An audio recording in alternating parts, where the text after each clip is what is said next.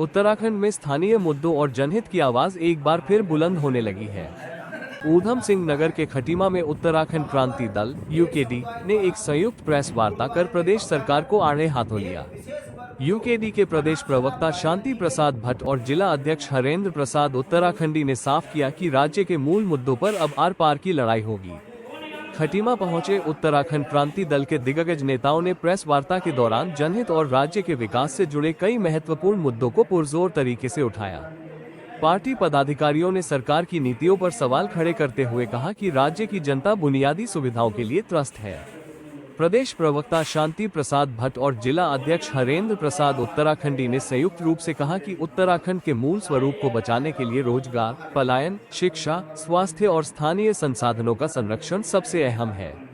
उन्होंने चेतावनी दी कि अगर सरकार ने इन गंभीर विषयों पर ठोस और सकारात्मक कदम नहीं उठाए तो उत्तराखंड क्रांति दल चुप नहीं बैठेगा और सड़क पर उतरकर उग्र आंदोलन के लिए मजबूर होगा।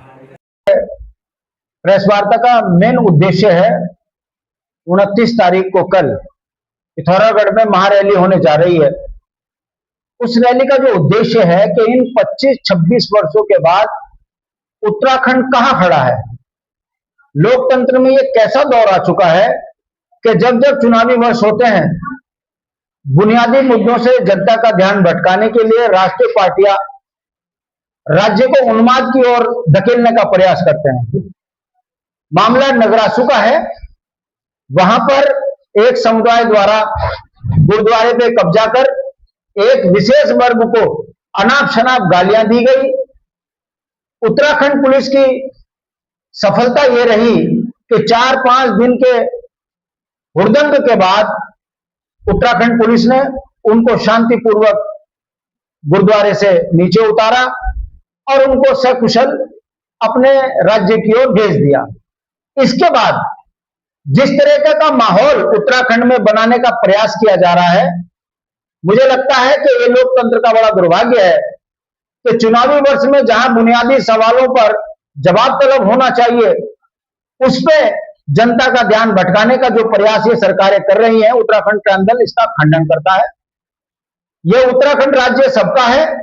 यहां बलिदान देने वाले इसी खटीमा से भाई सुखविंदर भी रहे जो सिख समुदाय को रिप्रेजेंट कर रहे थे, तो भाई सलीम भी रहे जो मुस्लिम समुदाय को रिप्रेजेंट कर रहे थे। दोनों की शहादत ये बताती है कि उत्तराखंड के जो गुलदस्ता है इसमें हर एक फूल का अपना एक महत्वपूर्ण स्थान है। सभी मिलजुल कर इस राज्य को विकास से जोड़ने के लिए अपना सेट्स जो है संघर्ष करते हैं। ऐसे में उत्तराखंड की शांति को, उत्तराखंड के भाईचारे को जो लोग बिगाड़ने का प्रयास कर रहे हैं, उत्तराखंड क्रांति दल के नेता होने के नाते हम ऐसी विचारधारा का खंडन करते हैं। पूरा उत्तराखंड को अच्छा बनाने के लिए एक मत है। ये संदेश हम खटीमा से पूरे प्रदेश के अंदर देना चाहते हैं। देखिए धामी जी ने कैसा विकास किया है, खटीमा की जनता ने उनको बता दिया। एक नौजवान ने 7,500-8,000 वोट से उनको हराया, तो ये तो पता है कि जो अपने क्षेत्र का विकास नहीं कर पाया वो उत्तराखंड का विकास कैसे करेंगे। मुझे लगता है धामी जी को विकास लगता है कि हर विधानसभा में 8 से 9 ठेके खोलना। धामी जी को विकास लगता है घर घर शराब बिछाना। धामी जी को विकास लगता है उन्मादी भाषण देना। धामी जी को विकास लगता है जितना जहर ये उत्तराखंड की शांतवादियों में घोलेंगे उतना शायद ये सत्ता के नजदीक जाएंगे। जनता इनके इस ढोंग को समझ चुकी है।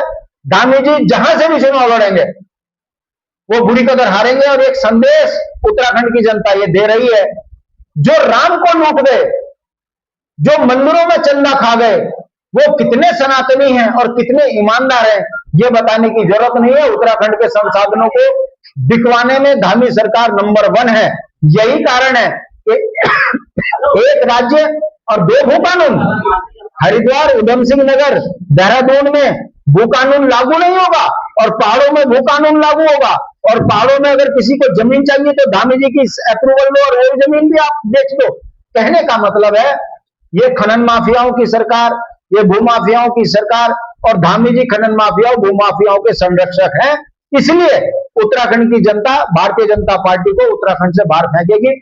घबराई हुई भारतीय जनता पार्टी फिर चुनाव के दौर में समाज को उन्माद में, जातियों में बांटने के लिए झगड़े कराने शुरू कर रही है। जनता समझ रही है इस बार भाजपा का सुपाड़ा साफ होगा। देखिए, उत्तराखंड क्रांति दल का यह कहना है कि गुरुकुल नारसन से लेकर बद्रीनाथ तक, खटीमा उधम सिंह नगर से लेकर पिथौरागढ़ तक, विकास नगर से लेकर त्यूनी चक्रौता तक की परिधि में रहने वाला हर नागरिक उत्तराखंडी है। उनके अधिकारों को सुरक्षित करना हमारा लक्ष्य है। राज्य कर्ज की गर्त में डूब गया। मैदानी क्षेत्र में जो हमारा आंगन है, वहां की जमीनों पे बाहर के लोगों ने बहुत ज्यादा कब्जा कर लिया है। हमारा किसान परेशान है। यहाँ नील गाय फसल खराब कर देती है, मगर किसानों को मुआवजा नहीं मिलता। तो पहाड़ों में जंगली जानवर आए दिन किसानों की फसलों को खराब कर रहे हैं, आम नागरिकों को अपना निवाला बना रहे हैं। हमारे मुद्दे हैं कि यहाँ के मूल निवासियों को रोजगार और स्वरोजगार से जोड़ा जाए, ताकि उत्तराखंड की आर्थिकी मजबूत हो, पलायन रुके, राजधानी गैरसैन हो। इन बुनियादी सवालों को लेकर हम जनता के बीच में जाएंगे, भ्रष्टाचारियों पर कठोर कार्रवाई करेंगे। ये हमारे चुनावी मुद्दे होंगे।